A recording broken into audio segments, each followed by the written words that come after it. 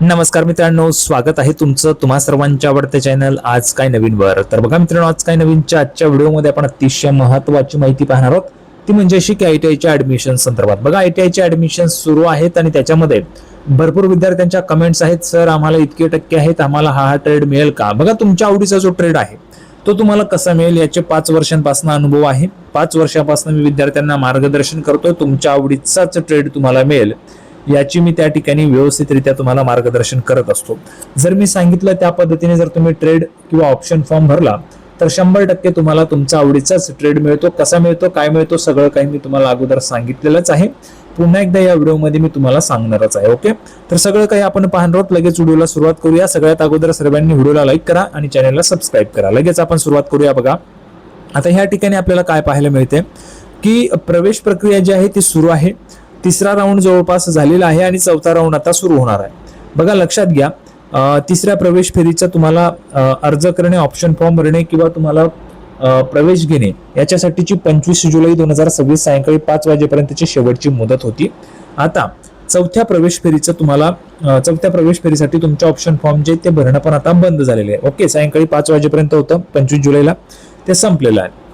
आता पुढे बघा, 30 जुलैला तुमची चौथी प्रवेश फेरी जी आहे तर त्या प्रवेश फेरीची निवड यादी संकेतस्थळावर प्रसिद्ध केली जाणार आहे. म्हणजे काय, तर या चौथ्या प्रवेश फेरीमध्ये ज्यांना ज्यांना ट्रेड मिळाला असेल त्यांची यादी किंवा SMS द्वारे विद्यार्थ्यांना कळवलं जाणार आहे. आता लक्षात घ्या, चौथ्या प्रवेश फेरीमध्ये काय होत असतं सगळ्यांनी लक्षात घ्यायचंय. बघा, चौथ्या प्रवेश फेरीमध्ये सगळ्यात महत्वाचं म्हणजे तुम्ही जेवढे काही ऑप्शन फॉर्म भरले, प्रिफरन्स भरले असतील, म्हणजे समजा तुम्ही एक भरलाय, एक भरलाय समजा तुमच्या जवळच्या तालुक्यामध्ये किंवा जिल्ह्यामध्ये. ओके, हा तुमचा जिल्हा आहे, इथे तुम्ही भरलाय. दुसऱ्या नंबरचा तुम्ही भरलेला आहे मुंबईला. ओके, एक एक्झाम्पल तुम्हाला देतोय. तिसऱ्या नंबरचा तुम्ही भरलेला आहे कोल्हापूर.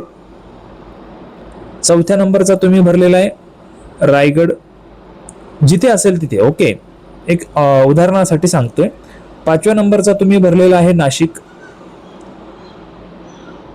ठीक आहे, असे तुम्ही ऑप्शन फॉर्म भरलेले आहेत. ठीक आहे, आता अशा पद्धतीने ऑप्शन फॉर्म समजा 1 पासून ते 100 पर्यंत जेवढे काही तुम्ही भरलेले असतील, 1 पासून ते 100 पर्यंत, त्यापैकी कुठलाही तुम्हाला जर मिळाला, म्हणजे 1 पासून 100 पर्यंत कुठलाही ट्रेड तुम्हाला मिळाला, जर तुम्हाला ट्रेड मिळाला तर तुम्हाला ऍडमिशन हे करावंच लागणार आहे. हा चौथ्या फेरीचा महत्वाचा नियम असतो. महत्वाचा नियम आहे चौथ्या फेरीचा. बघा, 1 पासून ते 100 पर्यंत कितीही तुम्ही ट्रेड टाकले असतील त्यापैकी कुठलाही तुम्हाला मिळाला तर तुम्हाला ऍडमिशन करावंच लागणार आहे.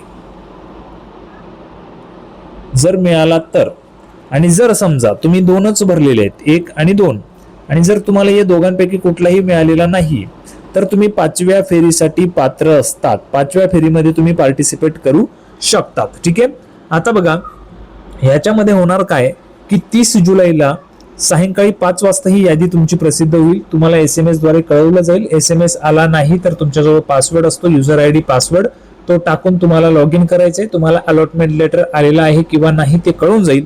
आणि त्याच्यानंतर तुम्हाला जर समजा अलॉटमेंट झालं असेल तर तुम्हाला संबंधित ITI मध्ये जाऊन तुमचे ओरिजिनल डॉक्युमेंट्स वगैरे घेऊन तुम्हाला ऍडमिशन करावं लागणार आहे. आणि जर तुम्हाला अलॉटमेंट झालं नसेल तर 5वी फेरीमध्ये तुम्हाला जावं लागणार आहे.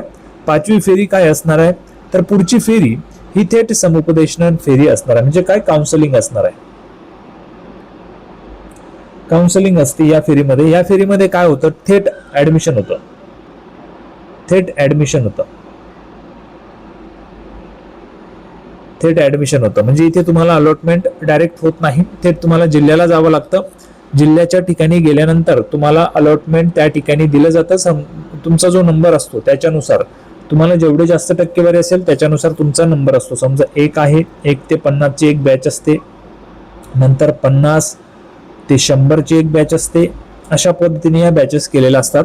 या बॅचेसमध्ये जेवढे ट्रेड किंवा जेवढा नंबर तुमचा आहे त्याच्यानुसार तुम्हाला ट्रेड मिळतो. याच्यामध्ये जेवढे ट्रेड अवेलेबल आहेत त्याच्यानुसार तुम्हाला ट्रेड त्या ठिकाणी मिळत असतात. ज्या ठिकाणी तुम्हाला हवंय तिथे जर ट्रेड म्हणजे तो ट्रेड अवेलेबल असेल, समजा तुम्हाला फिटर पाहिजे एखाद्या तालुक्यामध्ये आणि जिल्ह्याच्या ठिकाणी तुम्ही गेलात, तुम्हाला टक्केवारी चांगली आहे, जर फिटरची जागा रिकामी आहे आणि तुमचा पहिलाच नंबर असेल तर तुम्हाला तो ट्रेड त्या ठिकाणी मिळून जातो. डायरेक्ट अलॉटमेंट लेटर जिल्ह्याच्या पातळीवरनं दिलं जातं.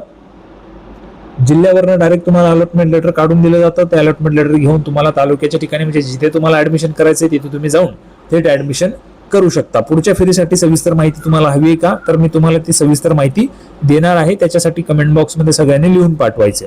बघा 30 जुलैला तुम्हाला SMS द्वारे माहिती मिळून जाईल आणि तुम्हाला 5 वाजेपर्यंत SMS येऊन जातील. आले नाही तर तुम्ही ऑनलाईन जाऊन चेक करू शकता आणि 31 जुलै ते 4 ऑगस्ट पर्यंत तुम्हाला ऍडमिशन करावे लागणार आहे. ठीक आहे, तशा पद्धतीची ही चौथी फेरी असणार आहे. चौथ्या फेरीमध्ये तुम्हाला कुठलाही एक ट्रेड मिळाला तर तुम्हाला ऍडमिशन करावंच लागणार आहे, एवढं तुम्हाला लक्षात घ्यायचं आहे. सगळ्यांना समजलं असेल तर सगळ्यांनी व्हिडिओ लाईक करा आणि चॅनलला सबस्क्राईब करा. अशाच पद्धतीची नवीन माहिती घेऊन पुढच्या व्हिडिओमध्ये भेटूया. तोपर्यंत धन्यवाद.